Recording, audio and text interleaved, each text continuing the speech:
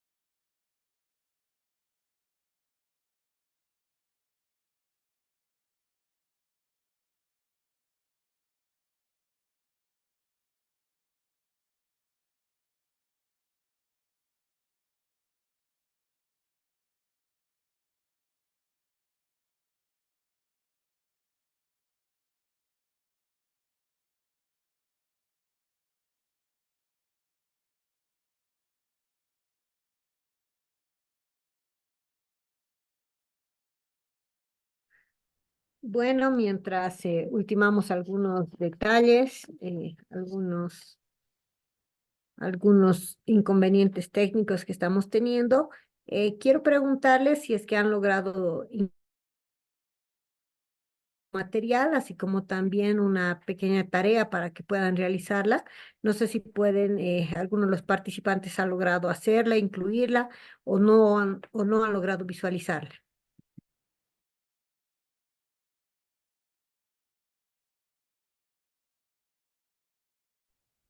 Doctora, buenas noches. Lamentablemente la anterior sesión no tenía problemas técnicos y no he podido saber en qué consistía la tarea. Va a disculpar. Buenas noches, doctorita. Está bien, muchas gracias. Buenas noches. A ver, ¿algún otro de sus compañeros? para que revisemos, ¿no? Porque básicamente la plataforma Moodle es la que está, bueno, es proporcionada por la universidad para que se pueda, no solamente para que puedan acceder al material que nosotros les otorgamos, ¿no? Que es un material bibliográfico, sino también para poder realizar las actividades, ¿no? Como las actividades de foro, como las actividades relacionadas a tareas y demás. Entonces, les voy a pedir por favor que puedan revisarlo. De todas maneras, bueno, les comento que la tarea que les he encomendado, que tiene que ver con lo siguiente. Tiene que ver con el tema de poder identificar dentro de lo que es el código de familia el código familiar y de las familias, que puedan identificar los diferentes tipos de obligaciones, ¿no? Con un artículo que ustedes puedan citar. Es decir, como ya en la clase, en unas clases anteriores hemos logrado establecer cuáles son los tipos de las obligaciones, entonces ya tenemos ese conocimiento previo y ese conocimiento previo pues nos hace efectivamente poder identificar qué tipos de obligaciones tenemos. Entonces, esa es la primera tarea que les he dejado para que puedan desarrollarla y para que puedan, pues, ya obtener su primer puntaje, ¿no? Entonces, les voy a pedir, por favor, que lo puedan revisar. Tenemos igual una clase que tenemos que recuperar correspondiente al día sábado. Y en ese entendido, el día de hoy vamos a continuar con lo que habíamos estado tocando en la última clase, ¿no? Tenemos 20 participantes, todavía nos falta casi la mitad del curso. Sin embargo, ya como ustedes conocen, tenemos un horario establecido para iniciar. Entonces, ya habíamos avanzado en lo que es referido a la relación del derecho y el derecho de las obligaciones, cómo se puede determinar cuándo se establece una obligación dentro del derecho de familia. Habíamos ya visualizado cómo se puede conceptualizar ese derecho patrimonial familiar cuando hablamos del tema de la asistencia familiar, cuando hablamos de esta institución que pues ha sido una de las mayores materias en las que no solamente se ha escrito, sino se ha generado pues bastantes casos que han nacido a partir de la necesidad de poder ejecutar esta asistencia familiar y que han dado pues por resultado en muchas modificaciones de ley y en muchos casos lo que es que se pueda dar una normativa interna específica sobre la materia familiar, ¿no? En ese sentido es que hemos visto la asistencia familiar como aquella categoría en la cual podemos nosotros ver el derecho patrimonial de forma muy explícita, ¿no?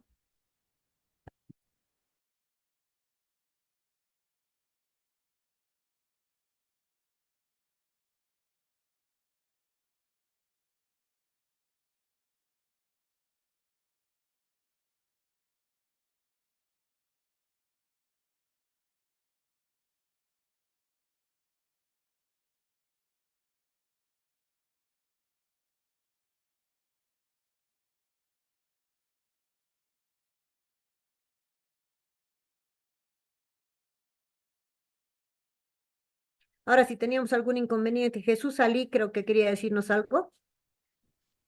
Sí, doctorita, buenas noches. Buenas Eh, noches. re- Respecto a la tarea, no logro visualizar la tarea en la plataforma, doctorita. Sí, eso les indicaba. Mire, yo lo he estado viendo. Tienen contenidos ustedes para lo que es estudiantes y contenidos para lo que son docentes. Entonces, yo mediante mi plataforma puedo observarla tanto lo que es la bibliografía, porque les he dejado en dos lugares, les he dejado como una carpeta adicional y les he dejado también en el apartado de bibliografía. Entonces, les pediría por favor que puedan revisarlo en la parte de lo que es la unidad uno. Ahora, si es que hasta el terminar de la clase vemos nosotros que, o sea, no están pudiendo ingresar, no están pudiendo visualizar, entonces vamos a poder ver tal vez hay algún inconveniente con el tema de que ustedes lo puedan visualizar. ¿Ya? Un minutito, por favor, les pido. Está bien, doctorita. Sí, el tema de la bibliografía sí se puede visualizar, pero el tema de las tareas no.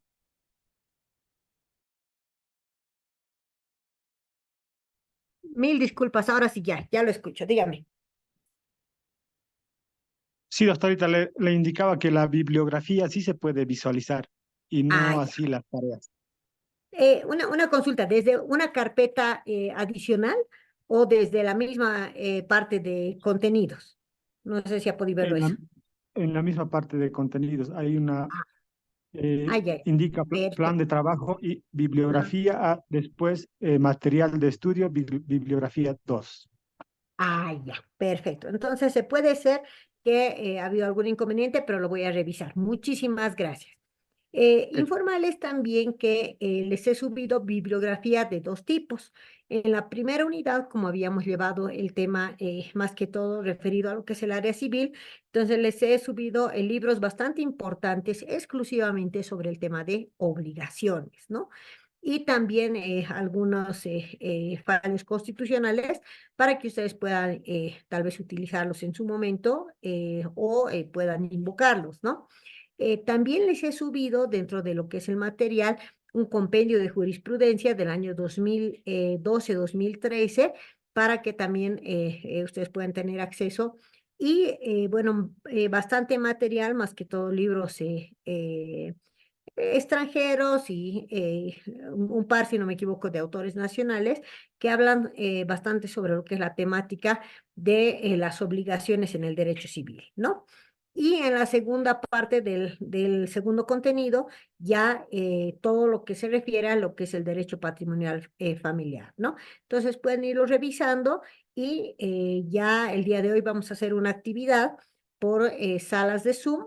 Yo les voy a dividir ya, estimo en unos 45 minutos, avanzaremos un poquito en materia para que podamos hacer un trabajo práctico en clase y no nos quedemos con esa idea, ¿no? De tener tal vez la nota incompleta por no poder ingresar, por no poder ver la tarea o cualquier situación. Entonces, les pediría por favor que en esta primera parte vamos a ir avanzando y ya un poquito más adelante ya vamos a ver de esta actividad que vamos a realizar el día de hoy mediante las salas de chats de la aplicación Zoom, ¿no? Entonces, bueno, vamos avanzando.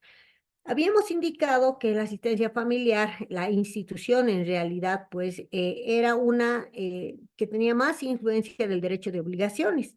¿Por qué? Porque la asistencia familiar justamente se ha instituido como, como un camino para poder generar ese cumplimiento de esa obligación entre ese deudor alimentario y el beneficiario, ¿no? ¿Por qué? Porque esa obligación, que si bien no está establecida previamente, no nace cada niño con una instrucción, ¿no? Que dice, bueno, tiene que el papá o cancelarle, o la mamá pasarle por concepto de asistencia 500 bolivianos mensual, o sea, no existe una relación contractual, o por lo menos no en todos los casos, ¿no? Porque existen también casos en los cuales los padres logran generar un acuerdo sobre asistencia familiar en los cuales ponen los puntos que corresponden y los puntos en los cuales pues estarían llegando a un acuerdo, ¿no? Pero en la mayor parte de los casos se tiene que llevar no solamente un proceso de asistencia familiar, sino también un proceso sobre la ejecución de esa asistencia familiar entendida como una obligación que nace del parentesco. Esa es esa en realidad vendría a ser esa calificación que tenemos de la asistencia familiar y por qué el interés de que podamos nosotros estudiarla dentro de acciones, ¿no? Parte de eso, pues, es de que es una obligación especial y en muchas oportunidades que excede inclusive este carácter patrimonial, ¿no? Alimentos, de que se pueda, de que el padre pueda prestar, por ejemplo, pueda entregar, por ejemplo, la manutención necesaria para que la persona pueda desarrollarse y para que esta misma persona pueda obtener una profesión y un oficio, ¿no? Por eso también decíamos en la anterior oportunidad que existe el tema de que si bien no está claramente establecido que, por ejemplo, se cumplen los 18 años y ya una vez que se cumple, ya se extingue de forma automática la asistencia familiar y tampoco pasa en el otro sentido de que tampoco se puede seguir solicitando, pues es para eso que se ha establecido ese criterio de que la misma tiene que ser provista hasta que la persona, hasta que el beneficiario pueda obtener una profesión o un oficio, ¿no? Extremo que también es entendido por los juzgadores y pasa cuando, por ejemplo, salen del colegio y, bueno, quieren seguir percibiendo la asistencia familiar, pero no estudian, no tienen ningún tipo de actividad. Entonces, en este caso, pues, se genera esta situación, ¿no? Entonces, silencio. ¿Para qué está saliendo?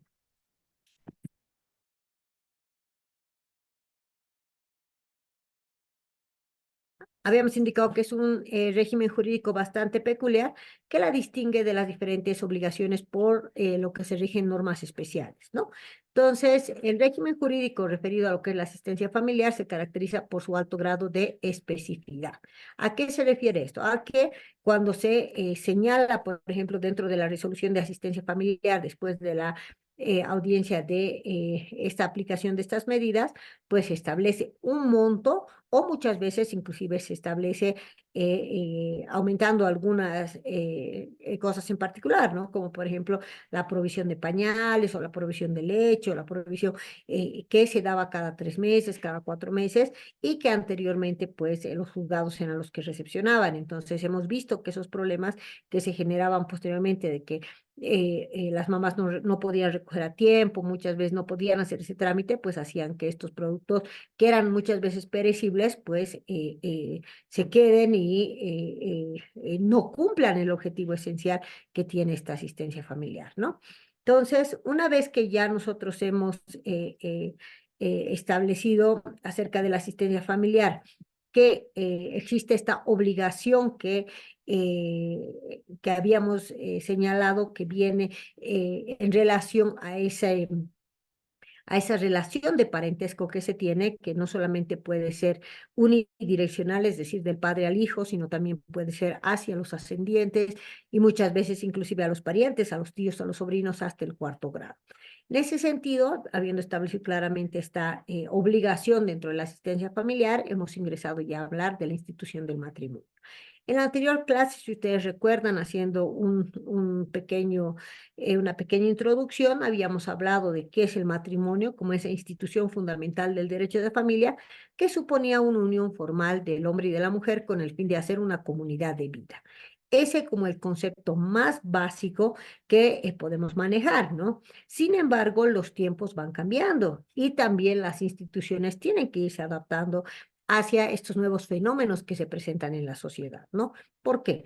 Porque básicamente nosotros hablábamos de una relación heterosexual inicialmente, ¿no? Es decir, una relación entre un hombre y una mujer que presuponía esa unión formal, ese cumplimiento de requisitos para que puedan presentarse ante el representante de lo que es el servicio de registro cívico, que era el oficial de registro civil, para efectuar el registro ante esos libros, ante esos,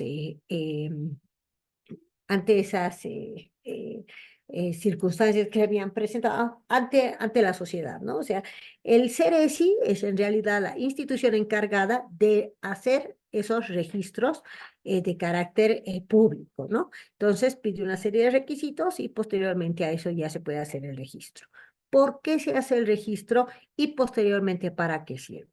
Cuando nosotros tomamos esa decisión de realizar esa unión formal, no solamente estamos estableciendo un contrato, no solamente estamos estableciendo una unión en la cual ambas partes van a pues poner de su parte para que funcione esa relación, ¿no? Sino que también estamos hablando de que adquirimos obligaciones y que también en muchos casos nosotros también somos fuentes generadoras de esas obligaciones. ¿no?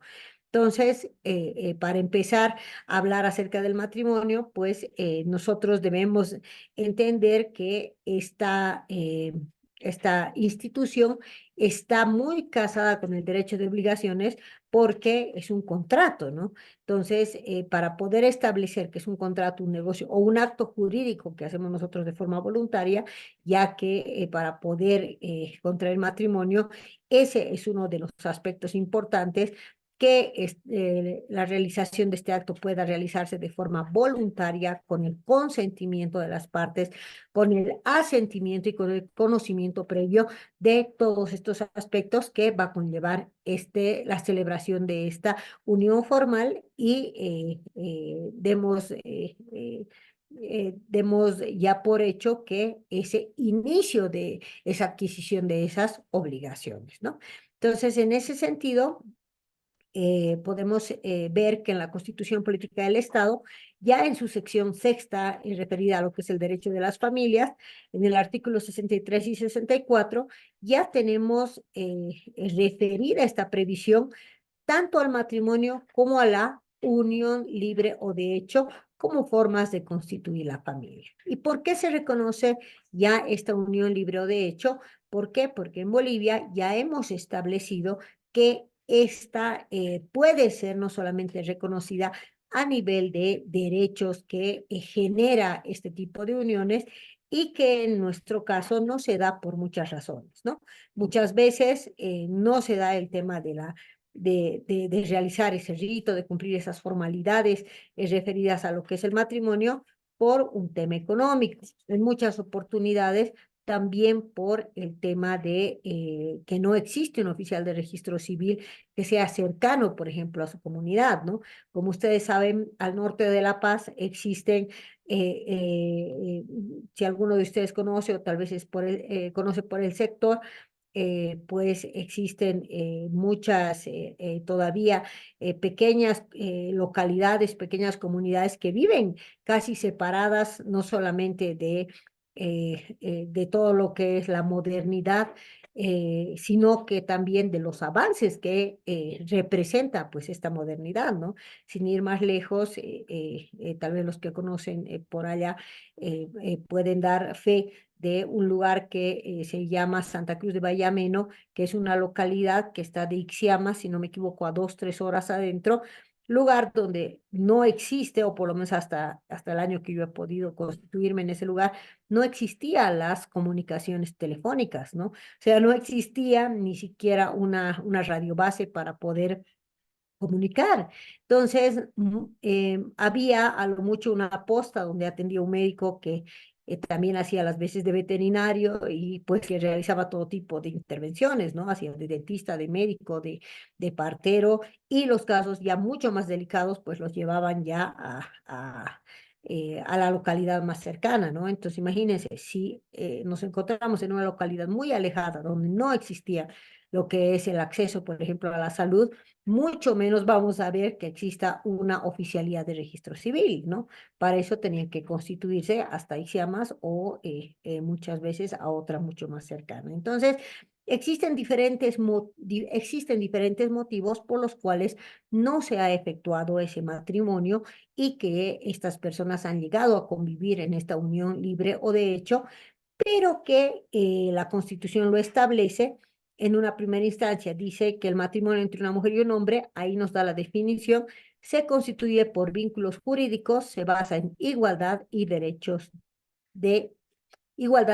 y deberes de los cónyuges. Entonces, ahí vemos primero el aspecto establecido con relación a lo que es la igualdad de los cónyuges. Segundo, aquí ya la Constitución nos habla de las uniones libres o de hecho que reúnan condiciones ¿de qué? De estabilidad y de singularidad.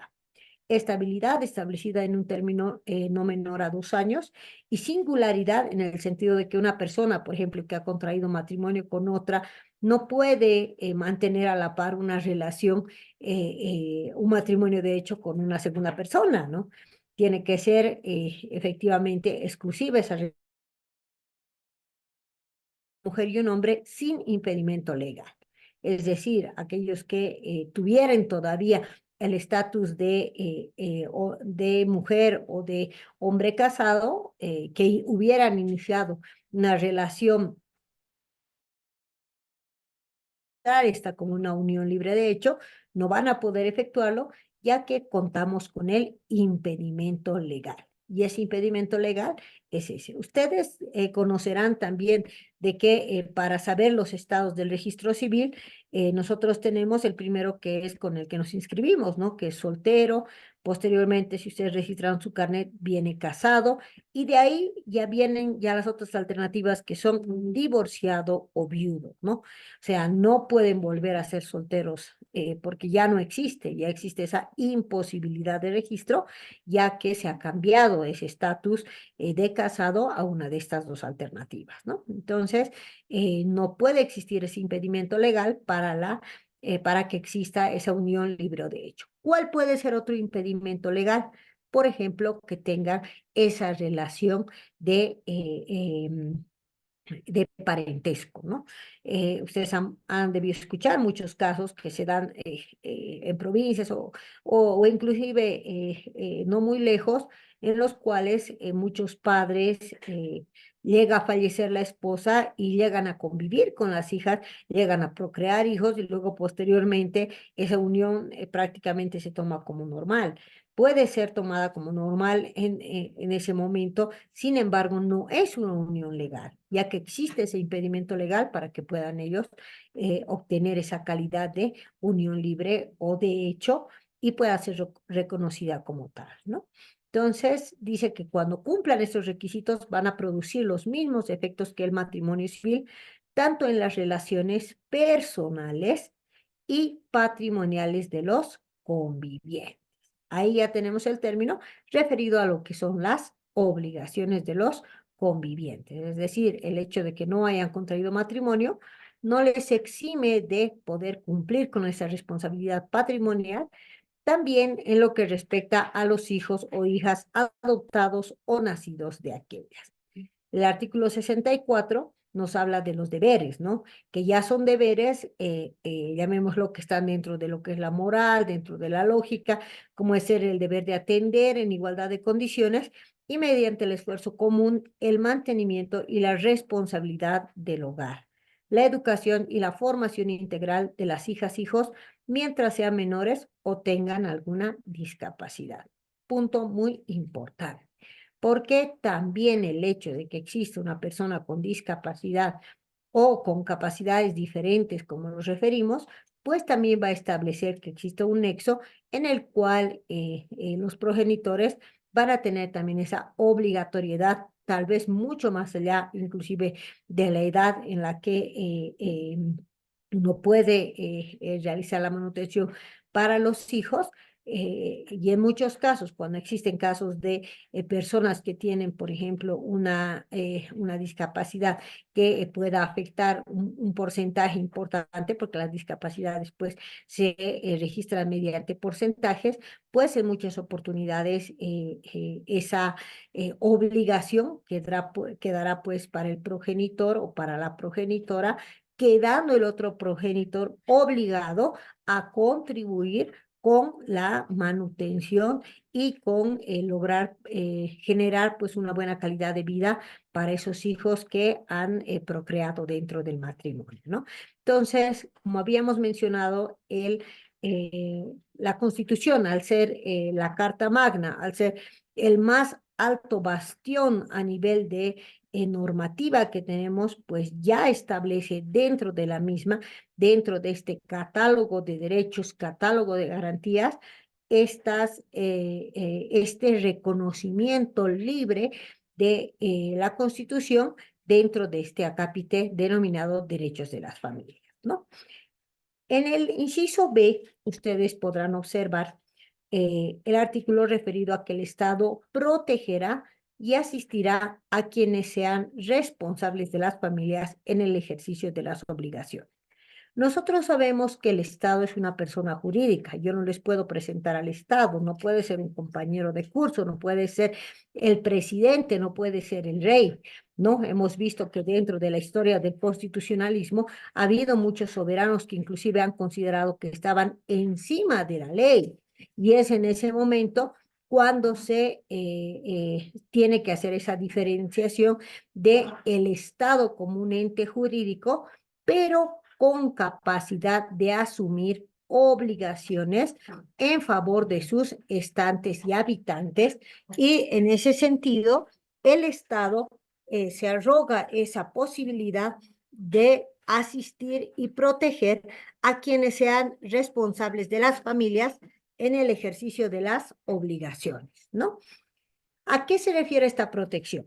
Que cuando nosotros como ciudadanos entendemos que el Estado no está cumpliendo ese deber de protección, podemos acudir ante la Corte Interamericana de Derechos Humanos a efectos de lograr pues que el Estado pueda integrar esas políticas a las cuales él mismo se ha arrogado, él mismo se ha sometido, y que en este caso se habrían puesto y que habría reconocido dentro de la Constitución Política del Estado, ¿no?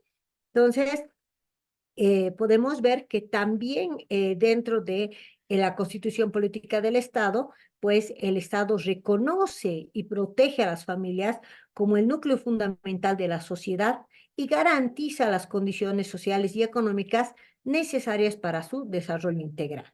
¿Qué significa eso?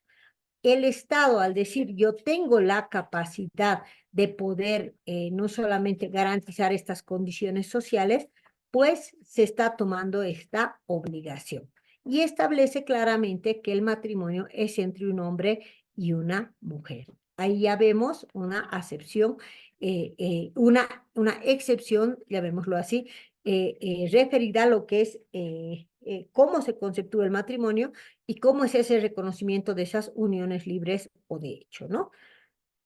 También señala el matrimonio como la única unión legal entre personas con efectos jurídicos y que también incluye derechos y obligaciones entre estos contrayentes y que establece como componente fundamental la unión entre un hombre y una mujer.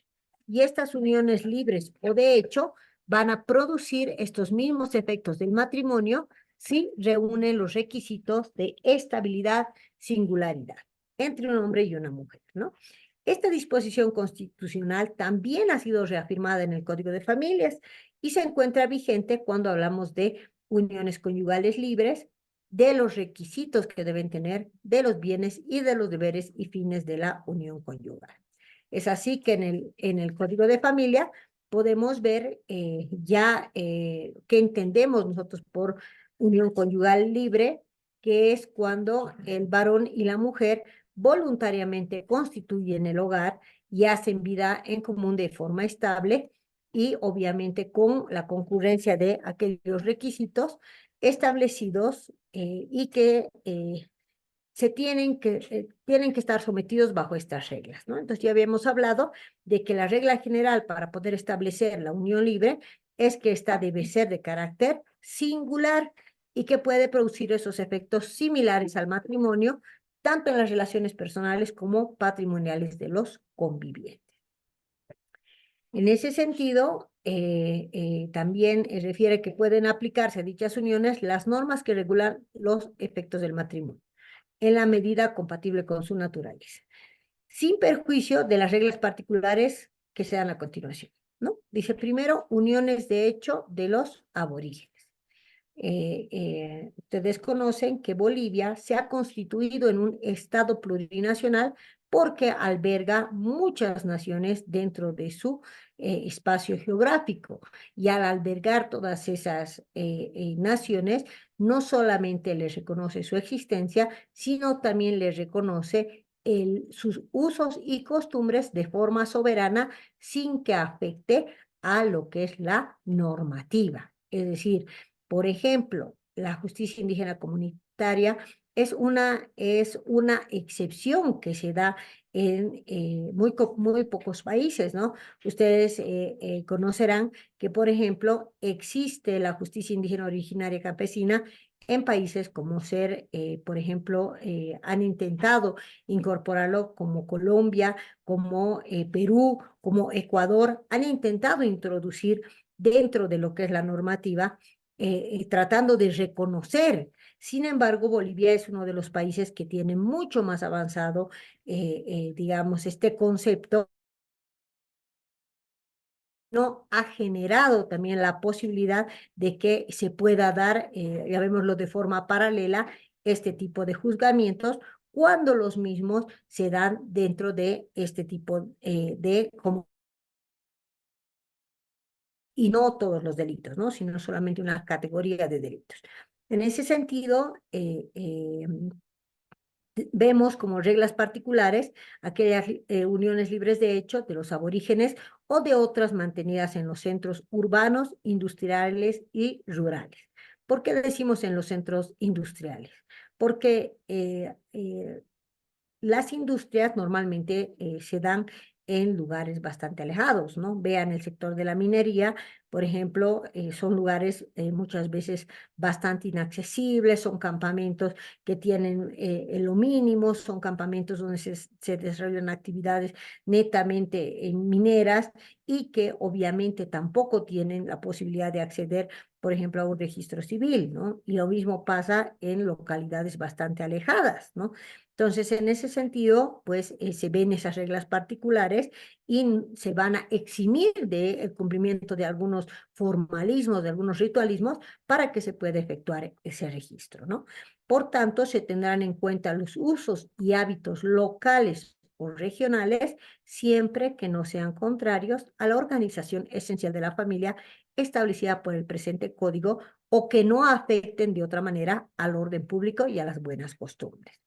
Por ejemplo, una vez que el Ceresi se propuso efectuar un registro y en vez de esperar que las personas vengan, por ejemplo, al Departamento de La Paz a registrarse, han generado lo que eran brigadas móviles que se han movilizado a las 20 provincias y a los lugares más alejados para que se pueda no solamente regularizar los registros, sino que también se puedan efectuar registro de este tipo de uniones, ¿no?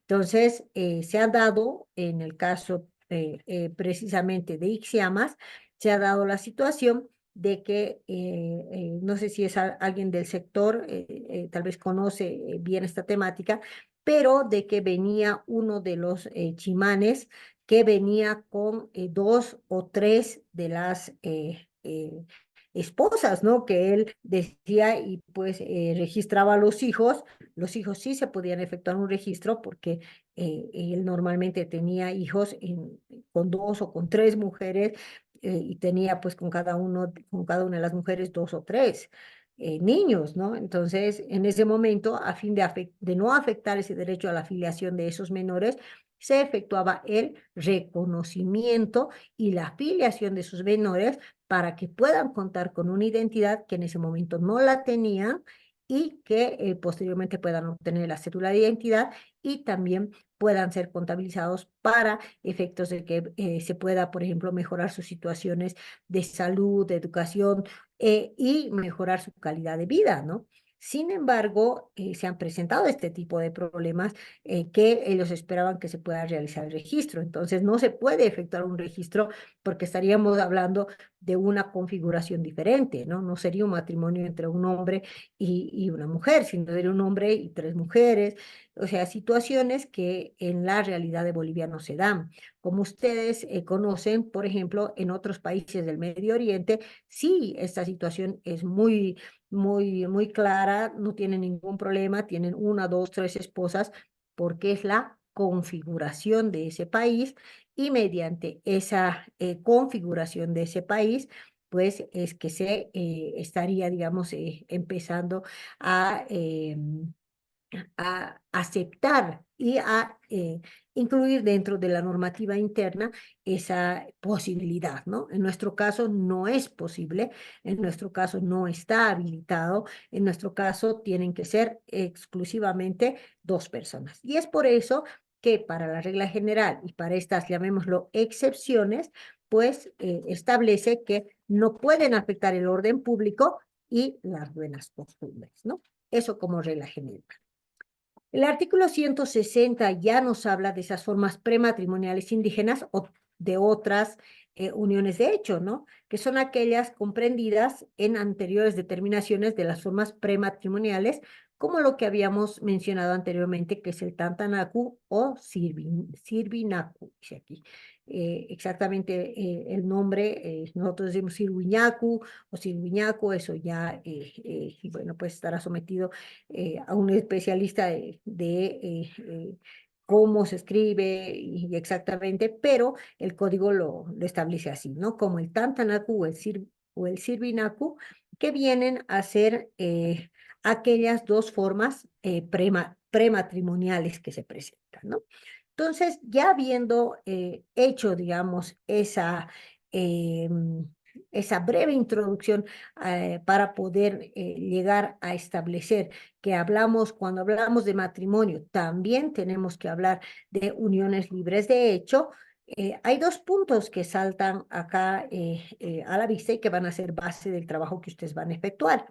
El primero referido a lo que son el registro de las uniones libres de personas del mismo sexo. Entonces, ese es un punto que vamos a tocar un poquito más adelante, sobre el cual vamos a realizar un trabajo para que todos puedan tener conocimiento acerca de cuáles son los alcances de esta, llamémoslo, autorización y para que también hagamos una reflexión acerca de el Estado, hasta qué punto puede normar, hasta qué punto puede regular, hasta qué punto los derechos colectivos se sobreponen a los derechos individuales, hasta qué punto yo puedo generar, por ejemplo, puedo motivar una interpretación constitucional cuando voy a poner sobre el mantel mi derecho a la intimidad, mi derecho a la sexualidad, contra los derechos colectivos de la persona, contra los derechos de la familia como tal, establecida como esa unión libre entre un hombre y una mujer. Entonces, este es un aspecto que se da mucho a debate y que estando dentro de una maestría tanto de civil como de familia, es importante que nosotros conozcamos estos aspectos, estos extremos, porque vamos a ser nosotros quienes vamos a ser los legisladores del futuro. Entonces, es importante que hagamos esa evaluación, lo vamos a hacer un poquito más adelante, pero entrando ya de fondo en el tema de las obligaciones que genera este denominado contrato que nosotros llamamos que es el matrimonio, pues están ya reconocidos y están dentro de la normativa aquellos deberes recíprocos entendidos como la fidelidad, la asistencia, la cooperación como deberes recíprocos de los convivientes, ¿no? La fidelidad, un aspecto muy importante, ¿por qué? Porque anteriormente, si ustedes he visto, bueno, bastantes jóvenes, personas muy jóvenes dentro de esta maestría. Sin embargo, muchos años atrás, pues existía la posibilidad de solicitar el divorcio, pero que tenía pues que indicarse cuál era la causal por la cual estaba solicitando el divorcio, ¿no? Entonces, uno lo que tenía que hacer era realizar lo que es adecuar su demanda a una de esas causales, y una de esas causales era la infidelidad, ¿no? Entonces, ¿cómo uno probaba la infidelidad? Pues tenía que presentar fotos, tenía que presentar, no había tanto el tema tal vez de las redes sociales, pero ya se podían presentar chats por el Messenger, se podían presentar testigos, o sea, era una situación en la que se ventilaban aspectos de la vida íntima y de la dignidad de la persona, pero pues a vista y paciencia del juzgador. ¿Por qué? Porque a título de poder probar una causal, pues se realizaban todos este tipo de actos que se constituían en prueba dentro del proceso. Como ustedes ya conocen, el corazón del proceso es la prueba. Y para poder establecer que un proceso va a tener un buen resultado o va a tener por lo menos una posibilidad de que se considere por el juzgador, necesariamente necesita tener esa prueba que se acompaña dentro de cualquier demanda, ¿no? En ese sentido, establecer ahora como un deber recíproco la fidelidad, ya no constituye, pues, esa como una causa de divorcio. Sin embargo, es un deber que se tiene de forma recíproca, ¿no? Actualmente se ha modificado, ustedes ya conocen que ya no se requiere específicamente acudir a una de estas causales, sino que se puede establecer simple y llanamente la ruptura del proyecto de vida en común, que en resumen pueda querer disolver ese vínculo matrimonial independientemente de que la otra parte esté de acuerdo o no quiera que se desarrolle ese proceso de divorcio o esa nulidad. Por eso cuando uno desea realizar o desea iniciar el proceso y desea proseguirlo de forma unilateral, puede hacerlo hasta su conclusión. Obviamente se tiene que dar la publicidad del acto, se le tiene que notificar a la parte contraria para que ellos puedan pues presentar, ¿no? Que puedan aceptar o que puedan negar y que puedan a partir de ello pues llegar a emitirse una sentencia de acuerdo a la demanda que se presente. Entonces, la fidelidad es parte de los deberes recíprocos que se tienen como obligaciones dentro del matrimonio, la asistencia y la cooperación. ¿A qué se refiere la asistencia? Se refiere a la posibilidad de que el cónyuge pueda estar en todo lo que requiera. Por eso se dice en la salud y en la enfermedad, en la pobreza y en la riqueza.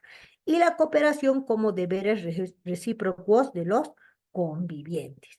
En ese sentido, pues la infidelidad es causa que justifica la ruptura de la unión, ¿no? A no ser que haya habido cohabitación después de conocida. O sea, aquí ya podemos ver cuándo se daban, digamos, esta situación, ¿no? De que se pudiera dar el tema de una infidelidad. Ahora, el 162 nos hablaba de lo que son los bienes comunes. Y los bienes comunes de los convivientes, dice, se dividen por igual entre ellos o sus herederos cuando la unión termina. Entonces, muchas veces muchos padres, cuando van a suscribir el acuerdo, ¿no? En el cual, por ejemplo, se ponen de acuerdo para dar fin a ese matrimonio, entonces suscriben un acuerdo en el cual establecen básicamente tres aspectos, ¿no? El primero, referido a lo que es la guarda provisional de los menores, en caso de que hayan todavía dentro del hogar. Segundo, el tema de la asistencia familiar. Y tercero, muchas veces, inclusive, ponen el tema de los bienes para que se pueda, para que con ese acuerdo se pueda terminar, ¿no? Entonces, en ese sentido, podemos ver que los bienes comunes, pues, se dividen por igual entre ellos y también a los herederos, ¿no? Que se puede dejar todo a los hijos cuando, pues, la unión termina, ¿no? Dice, los ganados por el trabajo personal o el esfuerzo común y los frutos que los mismos producen, así como los bienes adquiridos por permuta con otro bien o por compra con fondos comunes y los productos del azar o la fortuna. Qué importante esta última aclaración, ¿no? Porque los productos del azar o la fortuna son, por ejemplo, referidos a lo que es la lotería, ¿no? Hemos escuchado muchos casos en los cuales dicen, ¿no? O sea, yo he comprado el boleto de lotería, ¿por qué le voy a dar a mi esposa? ¿No? O sea, yo soy el de la suerte. Yo soy el que he logrado, digamos, que se pueda obtener ese premio que muchas veces lo tienen asociado a la fortuna o al azar. Entonces, dice claramente que esos, una vez que esté casado, son bienes comunes. ¿Y qué de las cargas, no? Porque los bienes en realidad vienen a ser lo positivo, ¿no? Pero las cargas ya vienen a ser la parte negativa, ¿no? Pero las cargas vienen a ser aquellos bienes comunes que se hayan afectado a la satisfacción de las necesidades de los convivientes, ¿no? Así como el mantenimiento y la educación de los hijos. Y esas son cargas comunes. Por eso, cuando planteamos la asistencia familiar, el juzgador pues va a realizar una evaluación general de lo que son los gastos que corresponden a la manutención del menor y va a realizar va a aplicar una asistencia familiar que pueda ser otorgada tanto por el padre como por la madre de forma igualitaria, ¿no? Entonces podemos ver acá que no solamente se trata, por ejemplo, de adquirir, ¿no?, esos bienes como parte de esa comunidad de bienes gananciales, sino que también se puede adquirir cargas como, por ejemplo, la obtención inclusive de créditos, ¿no? El código es sabio y establece también respecto a la administración y a la disposición de los bienes comunes, cómo se administran, que pueden ser por uno o por otro conviviente, ¿no? Y que los gastos que realice uno de ellos y las obligaciones que contraiga para la satisfacción de las necesidades recíprocas y de los hijos obligan también al otro, ¿no?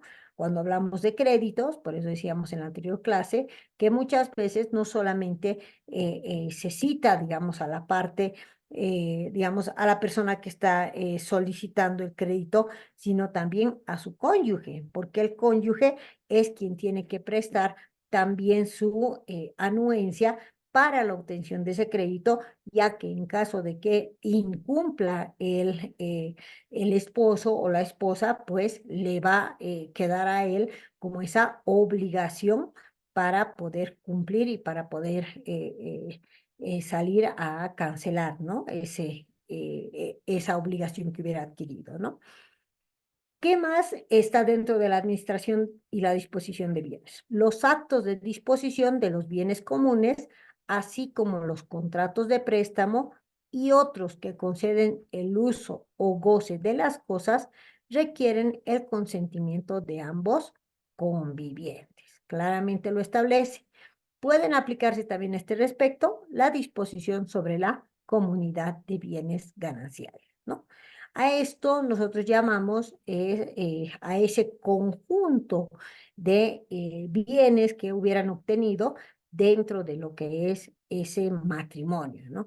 Y es por eso que una vez concluido el divorcio, podemos nosotros dar curso al proceso de división y partición de esos bienes, ¿no? Eso es cuando no hay un acuerdo previo entre partes y existe la posibilidad de que ambas partes pues quieran efectuar la división de esa comunidad de bienes gananciales de una forma igualitaria, ¿no? Y eso, este proceso justamente se ha creado por porque no existe pues una voluntariedad, ¿no? De que cuando se separan uno de los esposos pueda presentar ante el juez y decir, aquí están mis cuentas, estos son mis bienes, esto es lo que tenemos, entonces un 50% y un 50%. Si no, siempre buscan esconder, siempre buscan deshacerse de los bienes, ¿no? Y ahí ya vemos pues que se generan otro tipo de situaciones o, por ejemplo, otro tipo de criminalidad, ¿no? Como es el estelionato. Ustedes conocen el delito del estelionato, artículo 337 del Código Penal, que establece claramente que cualquier persona que realice, que alquile, que venda, que grave o que disponga de un bien que no le corresponde, va a ser pasible a una sanción, ¿no? Entonces, de 3 a 5 años, si no me equivoco, puede ser que esté equivocada, podemos corregirlo, pero ese tipo de hechos pueden generar un tipo de criminalidad por el patrimonio, ¿no?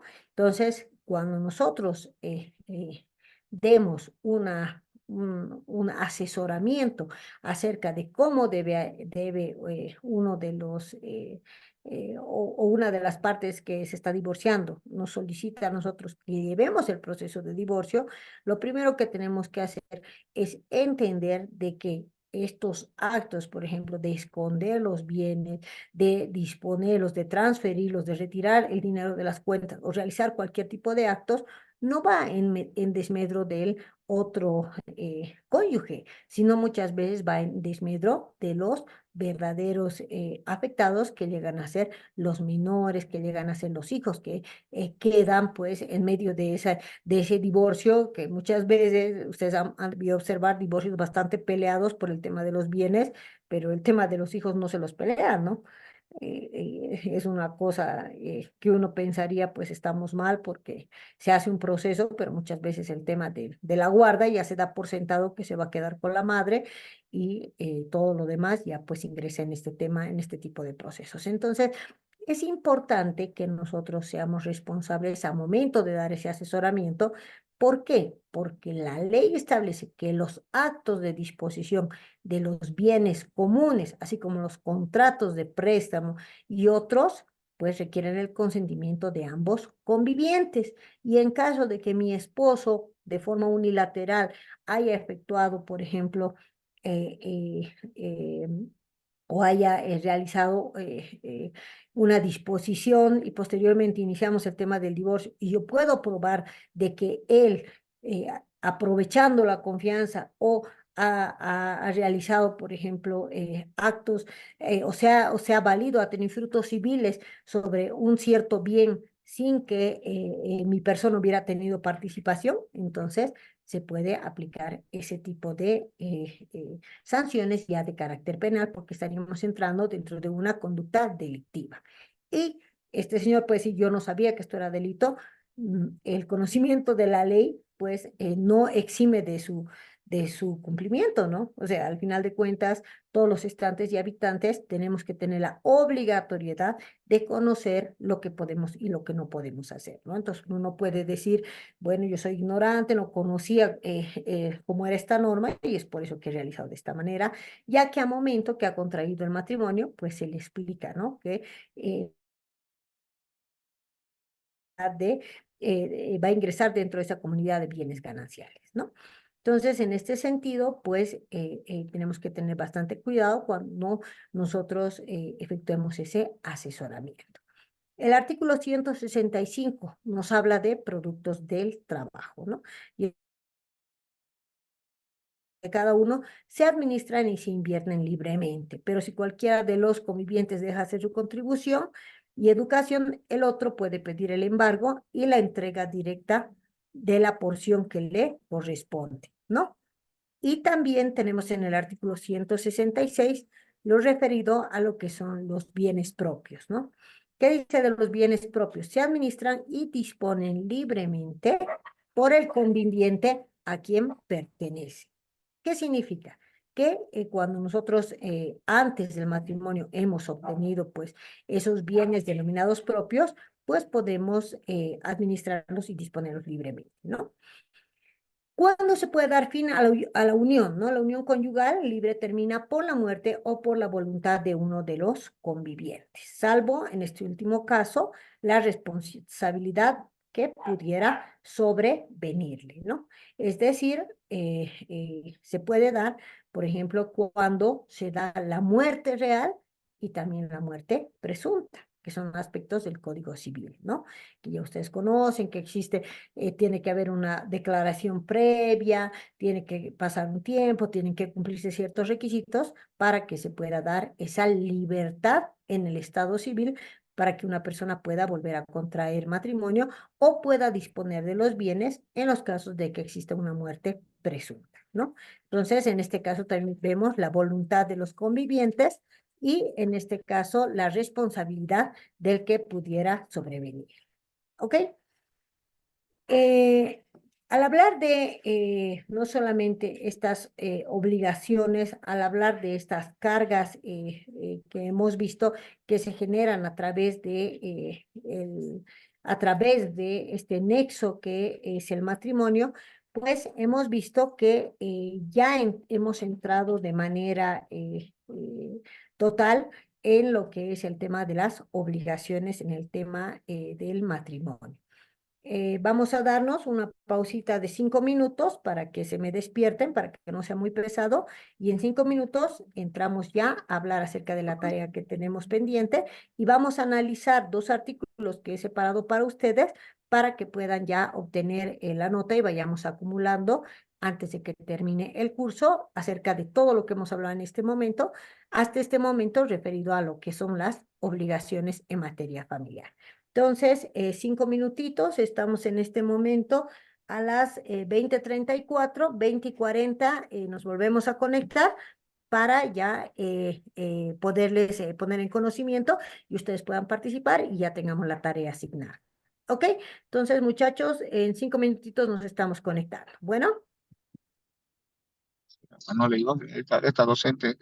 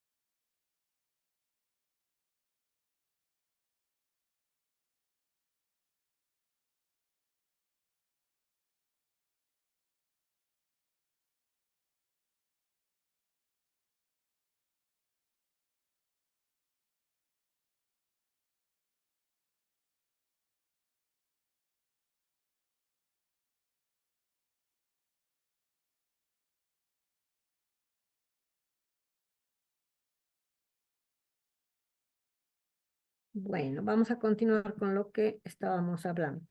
Les he preparado un auto de vista y 3 sentencias referidas a lo que es el matrimonio de hecho. Entonces, son posiciones diferentes a través de lo que es ya la jurisprudencia. Entonces, les estoy pasando eh, al grupo de WhatsApp. Permítame unos minutitos. A veces la tecnología no, cuando queremos hacer ciertas actividades, pero voy a tratar de aquí de compartirles en el Zoom. Si me permiten un segundito. Aquí está. Aquí tenemos. De todas maneras, bueno, estas son sentencias que ustedes pueden buscarlas en el buscador del tribunal. No sé si hacen uso, porque es bastante sencillo para que puedan ustedes acceder a todos estos lineamientos, ¿no? Entonces, vamos a dar lectura a lo que es la parte principal. Si alguien me confirma, está en pantalla la sentencia del Tribunal Constitucional. ¿Pueden observarla? Doctora, buenas noches. No se observa, doctora. Ya, en este momento lo arreglamos. A ver. La diapositiva Compartida. está lista, doctora. Ya, aquí está. Compartir. Ahora sí, tal vez. Tribunal Constitucional Plurinacional, dice. ¿Sí? Nada, Lisa. Sigue nomás a la diapositiva. Ya, a ver, dame un segundito. Les digo, a veces es... Pantalla, sentencia constitucional. Compartir.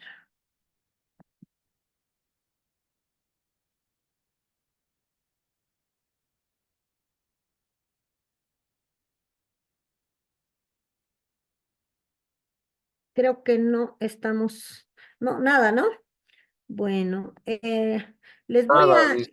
Ay, qué problema. Bueno, mil disculpas. Se las he pasado de todas maneras en el sistema. Vamos a tratar de pasárselas por el WhatsApp. Sin embargo, quiero hacerles mención que estamos hablando de la sentencia constitucional, la 069/2013, que reconoce o sea, una situación bien particular. Es por eso mismo que les traigo este caso para que ustedes más o menos me indiquen cómo ustedes hubieran resuelto esta situación y cómo hubieran fallado si ustedes fueran juzgadores en este caso, ¿no? Entonces, para que ustedes puedan revisarlo, este es un recurso indirecto de inconstitucionalidad, ¿no?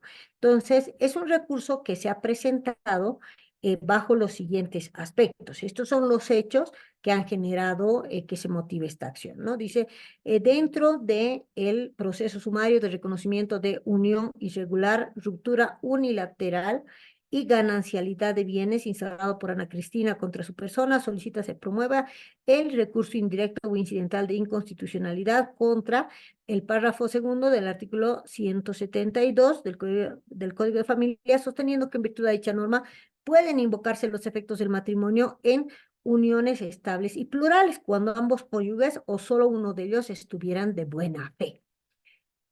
En cristiano, ¿no? ¿Qué significa? Este era un proceso en el cual esta señora Ana Cristina Vaca demanda a su cónyuge o sea, que estaban en una relación de hecho, ¿no? Entonces, el cónyuge llega a decidir concluir con esta relación. Entonces se da una ruptura unilateral. Entonces, bueno, acá se acabó el amor, yo me retiro y me llevo todos mis bienes, ¿no? Entonces, ella no solamente se entera de que mantenía, digamos, una situación o mantenía una relación con ella, sino con otras personas más, situación que era desconocida por ella. Por eso se habla de un reconocimiento de una unión irregular, una ruptura unilateral, porque él es el que decide romper el vínculo, y la ganancialidad de bienes, porque con eso busca perjudicarla y quitarle esos bienes que tenía. Entonces, promueve ese recurso indirecto o incidental de inconstitucionalidad como uno de los recursos contra el artículo 172, sosteniendo que en dicha norma puede invocarse los efectos del matrimonio en uniones inestables y plurales cuando ambos cónyuges o solamente uno hubiere actuado de buena fe, ¿no? Si ella utiliza ese aspecto de la buena fe, porque ella pues desconocía, ¿no? De que existiera esta situación anteriormente. Entonces, en su fundamento manifiesta ella que el matrimonio es el fundamento y el núcleo de la sociedad, se constituye en una institución que para los efectos jurídicos que genera goza de protección estatal, como lo hemos visto, ¿no? Se encuentra reconocido con los requisitos por el artículo 44, 46 y 50, ¿no? Y con las formalidades que establece el artículo 55 y el artículo 61. Entonces, al ser una institución, el matrimonio que goza de esa protección estatal, es equiparable al matrimonio de hecho o a la unión libre cuando se constituye en un hogar en forma estable y singular con la concurrencia de los requisitos establecidos, ¿no? En este marco, sin embargo, previene que cuando no se produce este efecto, cuando las uniones son inestables o plurales. Pero en el segundo párrafo dice que se puede invocar cuando uno de los cónyuges, de los convivientes, actuó de buena fe, ¿no?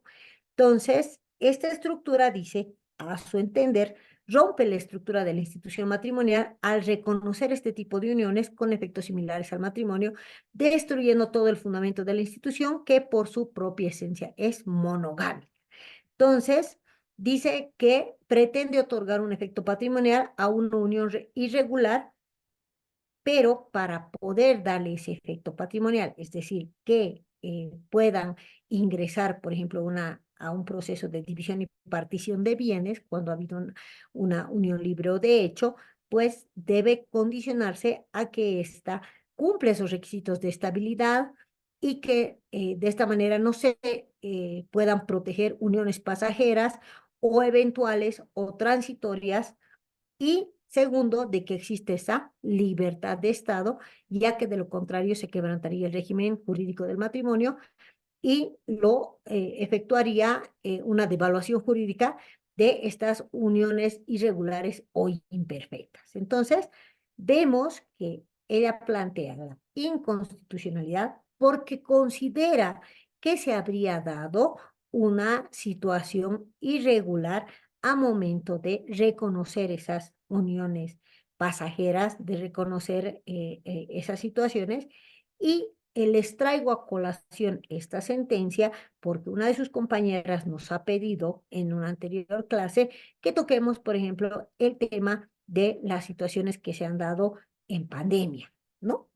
En pandemia, cuando ha habido personas que han tenido que obligatoriamente, pues, quedarse a vivir en ciertos lugares, rompiendo ese tema del tiempo para poder establecer como un requisito para el cumplimiento de un registro de una unión libre o de hecho, ¿no? Tal es el caso, por ejemplo, de personas que tengan el grado militar, que han sido pues convocadas para poder efectuar acciones, para poder colaborar, ¿no? Con el mantenimiento de ese estado que se había dado por la pandemia. Entonces, en ese sentido, pues se han presentado este tipo de situaciones que necesariamente tienen que ser pues estudiadas y tienen que tener pues un resultado, ¿no? Entonces, en este sentido, vemos aquí un ejemplo muy claro en el cual plantea este recurso bajo estos aspectos, ¿no? Entonces, indica que las personas pueden escoger entre el matrimonio y la unión de hecho. Por ello, que la validez de la protección extramatrimonial debe condicionarse a requisitos similares a los del matrimonio, porque si no se estaría dando marco a una protección exorbitada, ¿no? Entonces, dice, esto tiene que estar normado, así como se piden requisitos en el matrimonio, de igual manera las relaciones, los matrimonios de hecho, ella dice que a su entender, ¿no? Se deberían tener mayores requisitos para que se pueda dar, para que no se pueda dar, digamos, una desigualdad en lo que es el marco de protección, ¿no? En la parte final, pues manifiesta que estas relaciones irregulares, plurales, en las que no existe esta libertad de estado de alguno de los dos cónyuges, no puede generar efectos del matrimonio en desmedro de la familia. Ya aspectos que la Constitución protege el matrimonio, como lo hemos dicho en el artículo 63, numeral 1, en el cual se establece que se protege un matrimonio entre un hombre y una mujer y que ésta se constituye por vínculos jurídicos, y en el párrafo segundo indica, ¿no?, que se protegen las uniones libres. Entonces, indica que en caso de que se estaría legalizando este tipo de relaciones denominadas poligámicas, estarían vulnerando el sentido y el espíritu de la institución matrimonial fundada en la monogamia. Entonces, ella está planteando este recurso de inconstitucionalidad para poder normar el matrimonio de hecho y que pueda tener esos requisitos de procedibilidad que muchas veces se han tildado simplemente de formalismos o de ritualismos, para darle la misma protección que se le da al matrimonio en el caso que nos atiñe, ¿no? Entonces, ella considera que al no tener el mismo marco de igualdad, se vulnera este derecho a la igualdad, el derecho a la no discriminación, pues la norma privilegia estas relaciones matrimoniales irregulares por encima del matrimonio, ¿no? Formalizando que ha cumplido con todos los requisitos exigidos por ley, y otros, habla de las relaciones de hecho de otros, pues no cumplen, pero aún así se les reconoce, ¿no?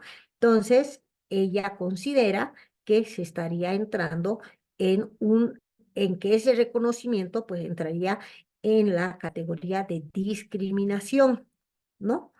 Y eh, eh, al no ejercer esa protección, al darle la misma calidad, se estaría causando una lesión a ese matrimonio, llamémoslo conceptualmente, que se maneja, y que las uniones libres de hecho no deberían tener esa misma posibilidad de reconocimiento con una o de cumplimiento de requisitos y de formalidades, ¿no? Entonces, primero señala en este tipo de recursos, no sé si ustedes han llevado la parte de el tema constitucional o tal vez lo han llevado muy a la ligera, pues existen también requisitos para que se pueda interponer estos recursos de inconstitucionalidad, en los cuales se debe ser muy preciso a momento de establecer cuáles son los derechos que se verían vulnerados de acuerdo a qué es lo que dice la norma y de acuerdo a dónde ellos han establecido que existiría una posibilidad de interponer este recurso, ¿no? Entonces, también refiere que respecto a la dignidad, menciona que es afectado respecto a los cónyuges que no son partes de la relación irregular, dice, ¿no? Entonces, reconoce los siguientes aspectos. Dice, el matrimonio reconocido por el ordenamiento jurídico es el matrimonio monogámico. B, la ley solo reconoce el matrimonio civil celebrado conforme a requisitos y formalidades. C, el reconocimiento de efectos de matrimonio civil a las uniones irregulares caracterizadas por la ausencia de libertad de Estado implica admitir dos relaciones matrimoniales al mismo tiempo, lo que pone en riesgo la supervivencia del matrimonio y como fundamento y sustento de la sociedad y del Estado. O sea, ella está considerando que por ejemplo, que no tenga libertad de Estado y que mantenga una relación de hecho, entonces ya se denominaría como una relación no singular, sino plural, ¿no? Y en este punto, la norma ha sido clara, ha establecido de que uno de los requisitos de procedibilidad es que tenga que tener la libertad de Estado, ¿no? También establece que la dignidad del hombre y de la mujer en búsqueda de la familia y de la descendencia se estarían viendo afectados, ¿no? Y también hace mención al artículo 240 tipificado como bigamia, ¿no? Entonces, van a poder ustedes observar que previamente se realiza un trámite ante el Tribunal Constitucional, se hacen las alegaciones del personero del órgano que generó la norma, se presenta Álvaro Marcelo García Linera como presidente de la Asamblea Legislativa, exponiendo que el matrimonio de hecho surge como como una necesidad, una realidad existente, siempre y cuando se cumplan los requisitos legales, privándose de este efecto jurídico a las relaciones irregulares, salvo que hubiesen sido constituidas de buena fe. Lo que no implica un reconocimiento del matrimonio de hecho, pues deben concurrir los supuestos contenidos en la ley. Entonces, este análisis básico que hace habla también acerca de la igualdad entendida que él niega esta acción indicando que la norma que están impugnando no privilegia las uniones irregulares sobre el matrimonio, ya que el ordenamiento, si bien respecto a este punto las reconoce, pero no llega a establecer una igualdad entre ambas, ¿no? ¿Por qué? Porque los requisitos son diferentes. Y respecto a la dignidad, indica que una vez que se le reconoce los efectos jurídicos dentro de una unión regular a favor de quien inicia la unión, se protege la dignidad de los mismos y pide se declare la constitucionalidad del segundo párrafo del artículo 172. Entonces, van a poder observar las conclusiones a las cuales han llegado, en las cuales se hace toda una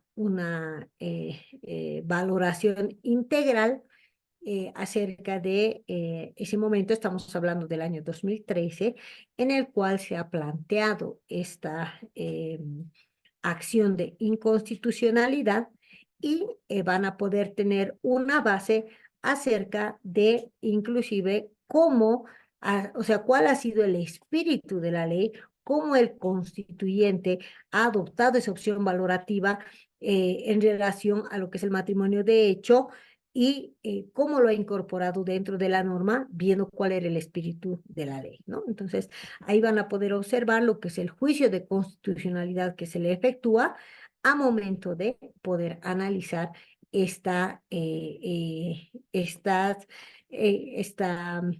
o sea, este cuestionamiento que se ha presentado a través de esta acción constitucional a objeto de declarar esta inconstitucionalidad, ¿no? Entonces, como no estamos pudiendo compartir, por favor les pido tomen nota, es la sentencia constitucional plurinacional número 0069, quebrado 2013, del 11 de enero de 2013. Entonces, a ver, vamos a... no sé si ya lo tienen registrado. Les repito, Doctora, ¿lo puede repetir, por favor? claro que sí. Es la sentencia constitucional plurinacional 0069, quebrado 2013.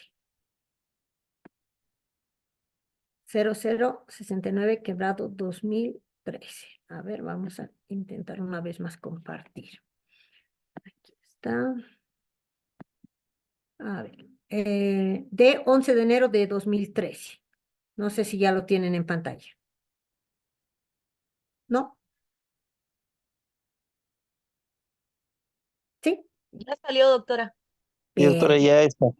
Ah, ya, perfecto. Ahora sí ya podemos tenerlo. Entonces, esa está la 0069, quebrado 2003. Entonces, al marco o sea, dentro del marco actual del año 2024, bajo este análisis que ha efectuado el Tribunal Constitucional Plurinacional, o sea, más o menos aquí ya está el chanchullo de la tarea, quiero que ustedes analicen esta sentencia constitucional plurinacional e indiquen si ustedes hubieran fallado de forma diferente, ¿me entienden? Si ustedes consideran que era procedente que se pueda dar curso por esta vulneración que se habría planteado, y del 2013 al 2024, considerando las modificaciones que se han dado,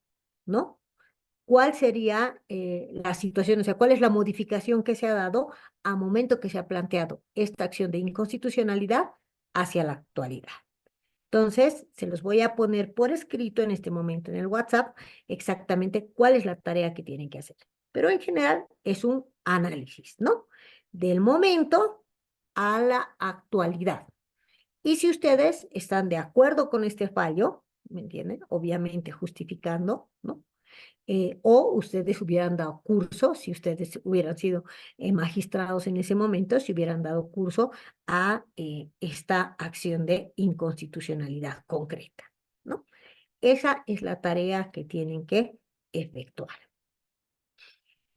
Ahora, esa es la tarea número 1. Bueno, en realidad sería la tarea número 2, ¿no?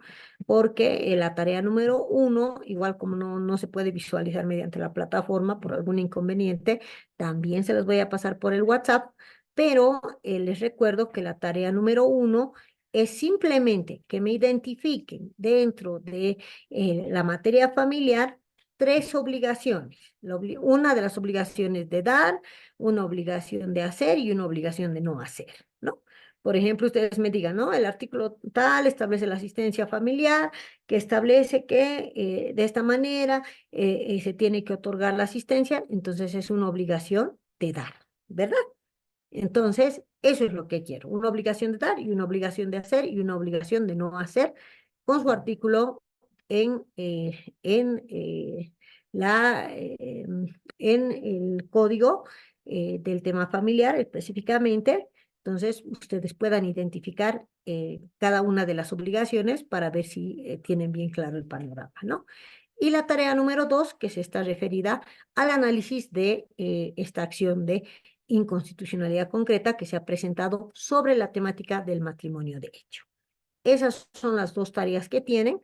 Cada una está evaluada en 10 puntos. No les voy a dar fecha límite. Estamos iniciando la tarea, estamos dando la tarea hoy, 9 de abril, para que puedan tener tiempo de efectuar ambas tareas. Les voy a dar como plazo, estableceremos un plazo hasta el de 16. Hasta, ¿qué les parece? Hasta el 18 de abril para que puedan presentar ambas tareas, porque ya tengo entendido que ya vamos a concluir también el tema del módulo, entonces tenemos que ir acumulando nota. Entonces, hasta el 18 de abril tienen que presentar estas 2 tareas. Para los que tengan duda, les voy a enviar las directrices por WhatsApp, ¿no? En el grupo. Y ya con eso vamos a ir acumulando la nota, más las participaciones que han estado efectuando en cada una de las clases. ¿Ok? No sé si tienen alguna duda acerca de este tema. Está bien, Lisa. Está bien, doctora, hasta el 18. Por mi parte, Perfecto. no Mm, sé si están per- otros compañeros, yo estoy de acuerdo. Perfecto. Ya. Entonces, no hay ninguna objeción. Les estoy dando tiempo suficiente para que puedan realizar ambas tareas. No les voy a poner un plazo menor para una, porque como no han podido visualizarla, entonces va a estar complicado. Entonces, ambas tareas voy a tratar, como les decía, de nuevamente subirlas a la plataforma, pero vayan efectuándolas en un formato Word. Cuestión de que si no vas a poder tener acceso a la plataforma, no van a poder enviarlo mediante la plataforma Moodle, vamos a habilitar un correo para que la puedan hacer llegar y ya podemos evaluarla, ¿no? Mi idea, maestrantes, no es reprobar a ninguno de ustedes. Mi idea es poder colaborarles porque a mí lo que me interesa es que ustedes aprendan, ¿no? La nota obviamente es un referente importante, pero ustedes en el litigio, por ejemplo, no creo que vayan y digan, bueno, yo soy abogado de la UMSA y voy a empezar mis alegatos, ¿no? O que digan, yo soy abogado de la UMSA que he salido con 100 en Derecho Procesal Penal y voy a iniciar mis alegatos y por eso el juez agarre y tenga cierta consideración con usted, ¿no? Entendamos que la maestría es un estudio superior, es un estudio que supera el posgrado, que busca que nosotros seamos excelentes profesionales. En la puerta que les va a abrir el doctorado, que ya es obviamente otra instancia, inclusive de mucha más especificidad para ciertas materias y que ustedes puedan posteriormente denominarse pues doctores, ¿no? En la materia. Entonces, en ese sentido, son dos tareas bastante sencillas y comunicarles que el día viernes, como la anterior semana, vamos a tener la clase recuperatoria para que podamos ya concluir esta parte referida a todo lo que son las obligaciones en el tema de familia. ¿Ok? Entonces, muchachos, el día viernes a las 19:30 vamos a iniciar nuestra clase recuperatoria que teníamos del día sábado. ¿Ok? Y nuevamente ya tienen la tarea bien clara, pero concluyendo este tema, les voy a hacer llegar esta sentencia y también les voy a hacer llegar la tarea, la orden claramente. Pero a todos los que han estado atentos, pues ya saben más o menos que está súper fácil que puedan hacer ese análisis y también con respecto a los artículos del código para que ustedes puedan ahí identificar el tema de qué tipo de obligación es la que estamos tocando. Ok, muchachos. Entonces, el día de hoy vamos a dar por concluido este tema referido al tema del matrimonio. Solamente nos queda una partecita referida a la afiliación y al tema de la división de bienes para el día viernes y con eso ya vamos a concluir y la subsiguiente clase ya estaríamos entrando a lo que es el análisis jurídico de las sentencias constitucionales sobre la materia de obligación. ¿Ok?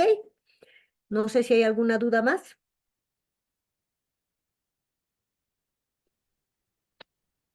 Bueno, muchachos, hoy han estado bastante calladitos. Me imagino que es porque hemos avanzado bastante en materia, pero la siguiente clase, por favor, espero siempre sus aportaciones, son bastante importantes, tanto para la materia como también para su evaluación, ¿no? Entonces, claramente las dos tareas son para el día 18 de abril, se entregan por medio de la plataforma Moodle y les estoy pasando en este momento por WhatsApp para que puedan presentarlo. No es nada complicado para que no les afecte en el trabajo ni en su vida familiar, ¿ok?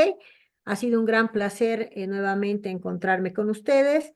El día viernes, por favor, a horas 19:30 nos estamos conectando y cualquier duda con respecto a la tarea o cualquier duda en particular, pues nos estaremos contactando por el chat de la plataforma Moodle. Muchísimas Muchas gracias, doctora. Muy buena noche. gracias. Gracias, Buenas noches. doctora. Gracias, doctora. Gracias, Gracias. colegas. Que tengan Buenas buenas noches, noches. doctora. Buenas Gracias. noches. Gracias, doctorita. Buenas noches. Buenas Buenas noches. noches, doctora. Muchas gracias. Muy buenas noches. Gracias, doctora. Muy buenas noches.